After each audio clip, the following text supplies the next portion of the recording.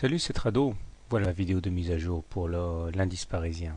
Eh bien, les tenants de la figure en double top doivent se sentir tout ragués parce qu'effectivement, pour l'instant, la figure en double top, par rapport au plus haut du 27 et celle de février, eh bien, prend du galon.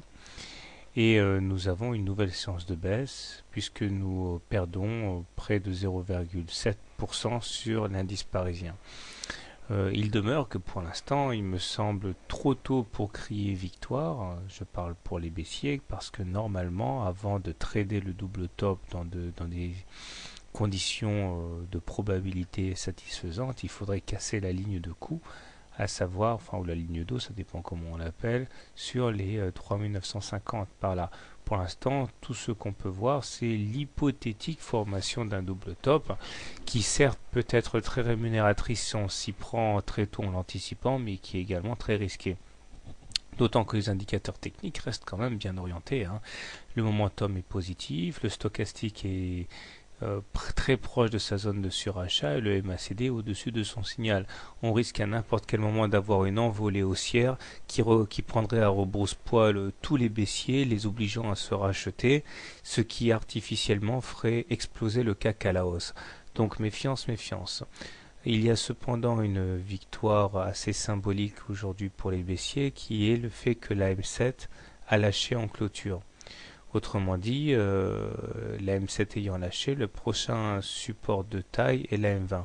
On remarquera quand même au passage qu'au contact de la médiane, une fois de plus, la médiane de la fourchette d'Andrews bleue, eh bien on a eu des rachats à bon compte qui expliquent une mèche basse plutôt longue, signe que les plus bas ont été achetés. Donc, pour faire simple, je dirais que, étant donné que nous sommes au-dessus d'une M20 haussière, nous sommes toujours en tendance haussière, dans un contexte de consolidation, mais j'insiste sur le fait que la tendance demeure pour l'instant haussière.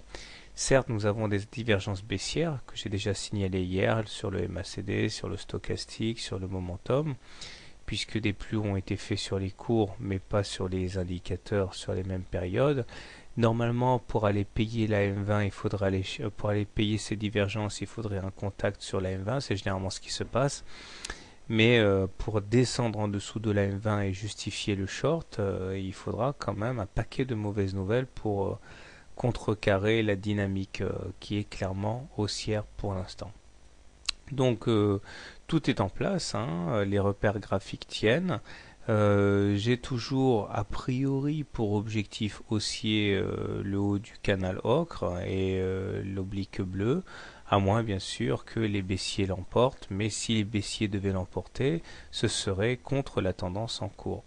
Ok, je vous rappelle que les traders normalement ça n'anticipe pas les tendances, ça suit les tendances. Alors, comment trader le CAC? Si vous êtes haussier sur le CAC, eh bien, vous avez un point d'entrée intéressant au contact de la M20, comme ce qui s'est passé le 31 janvier. Les plus agressifs achèteront dès à présent, en arguant du fait qu'on a rebondi sur la médiane de la fourchette d'Andrews bleu nuit. Les baissiers, eux, ont également une solution agressive qui est de shorter dès à présent en s'appuyant sur le fait que la M7 a lâché. Les plus prudents des vendeurs à découvert attendront qu'on aille casser la M20, ce qui signerait l'arrêt de mort de la tendance haussière pour éventuellement shorter. Voilà, bonne soirée, bon trade et à demain.